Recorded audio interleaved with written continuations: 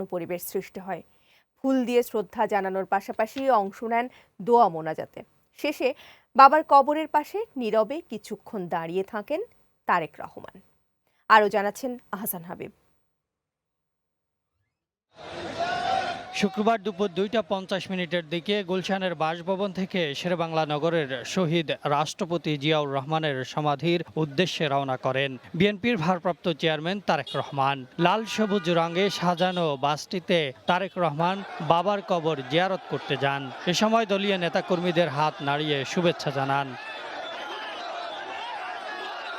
নেতাকর্মীদের ভিড়ের কারণে তার গাড়িবহর বেশ ধীর গতিতে চলছিল।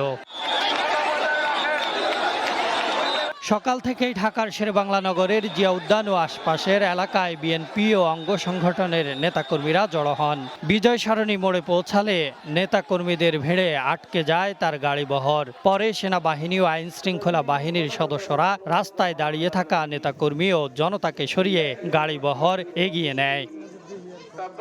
এদিকে জিয়ারতকে কেন্দ্র করে নিশ্ছিদ্র নিরাপত্তা ব্যবস্থা নেওয়া হয় শহীদ প্রেসিডেন্ট জিয়াউর রহমানের মাজার এবং তৎসংলগ্ন এলাকায়। বিকেল 4টা 40 দিকে শেরেবাংলা নগরে শহীদ জিয়ার কবরে শ্রদ্ধা জানান তারেক রহমান। সেখানে সূরা ফাতিহা পাঠ ও মোনাজাতে অংশ নেন তিনি। জিয়াউর রহমানের সমাধিতে শ্রদ্ধা নিবেদন শেষে সাভারের জাতীয় স্মৃতিসৌধের দিকে রওনা দেন তারেক রহমান। সেখানে মহান মুক্তিযুদ্ধের বীর শহীদদের প্রতি শ্রদ্ধা জানাবেন তিনি। Ahsan Habib, green news, Dhaka.